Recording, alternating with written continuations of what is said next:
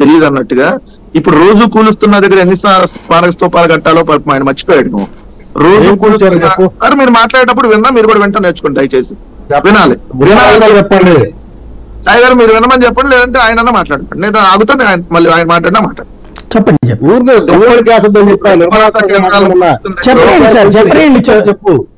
చెప్పండి. సచివాలయాలు కూలుస్తున్న దగ్గర, ఎక్కడికక్కడ విగ్రహాలు కూలుస్తున్న దగ్గర, అక్కడ మన కళ్ళజోడు తీసి చూడాలో, మరి కళ్ళజోడు ఇంకో డబ్బు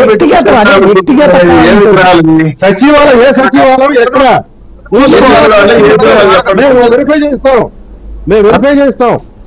ఎప్పుడు సచివాలయం ఎక్కడ కూర్చారు చూసుకోండి. ఎక్కడెక్కడ సచివాలయంలో ఒక దిక్కుమాల మొఖాన్ని కూర్చారా? ఎవరు దిక్కుమాలాడు? నేను సార్ సాయి గారు, మీరు కంట్రోల్ చేయకపోతే నేను అంతకంటే పరుషు పద్యాలు వాడతా. ఎవరు దిక్కుమాలాడు?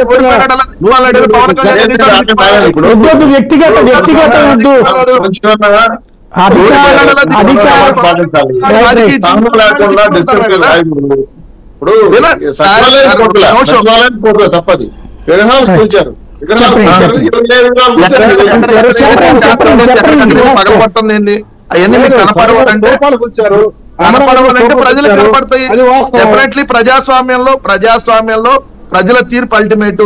90,000 వచ్చినాయా 80,000 ఎట్లా వచ్చినాయి మెజార్టీలు నిజంగా వచ్చినాయా లేదా ప్రజల జరుగుతున్న చర్చ మీద నేను ఇప్పుడు ఈ డిబేట్ అది కాదు కాబట్టి నేను దాంట్లోకి వెళ్తా. ఇందా మీరు చెప్పారు 40% ఓటింగ్ వైఎస్ఆర్ వచ్చింది. మాకు మీకు వచ్చినటువంటి ఓటింగ్ పర్సంటేజ్ 4 పార్టీలు కలిపి మీకు ఓట్లు వేస్తే 3 పార్టీలు అనుకుంటా కలిపి వస్తే మీకు 8% వచ్చినాయి మిగిలిన అన్ని చోట్ల కూడా.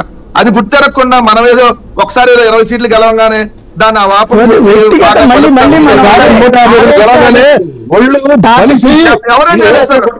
మీరు ఎన్ని రకాలు మాట్లాడినా మేము కంట్రోల్ గానే ఉన్నాం. ఆ రోజు కూడా కంట్రోల్ గానే ఉన్నాం. చెప్పులు తీసుకున్నంతా ఎమ్మెల్యేలన్నా కంట్రోల్ గానే ఉన్నాం. మేము ఎక్కడ వెళ్ళి ఏం రకాలు చేయలేదు. మళ్ళీ చెప్తున్నా, పరిపాలన బాగా అందించాం, దాంట్లో నో డౌట్. ఆ పరిపాలన కొనసాగించాలని మీరే అన్నారు. ఇప్పుడు కొనసాగించకపోతే ఖచ్చితంగా నిలదీస్తాం. ఎందుకంటే ఇప్పుడు రేపు స్కూల్ స్టార్ట్ అయినాయి. ఈ రోజు సాయి గారు, రేపు ఉదయం స్కూల్ స్టార్ట్ అవుతున్నాయి. ఆంధ్రప్రదేశ్ రాష్ట్రంలో స్కూల్ రేపు స్టార్ట్ అవుతున్నాయి. అమ్మ ఒడి మీరు ఎంతమంది ఉంటే అంతమందికి వేస్తా అన్నారు. మాకున్న లెక్కల ప్రకారం 12,600 కోట్ల రూపాయలు అమ్మ ఒడికి రేపు స్కూల్ స్టార్ట్ అవుతుంది కాబట్టి మరి రేపు వేస్తారా, ఎల్లుండి వేస్తారా, వచ్చే సంవత్సరం వేస్తారా, వచ్చే సంవత్సరం వేస్తారా? డెఫినెట్లీ నిలదీస్తాం. మీరు ఇచ్చినటువంటి తప్పుడు హామీల మీద ప్రతిదాన్ని మీరు చేయకపోతే మేము అపోజిషన్ గా ఇదిగోండి ప్రజల కోసం మేము నిలదీస్తాం. దాంట్లో ఎక్కడ డౌట్ లేదు.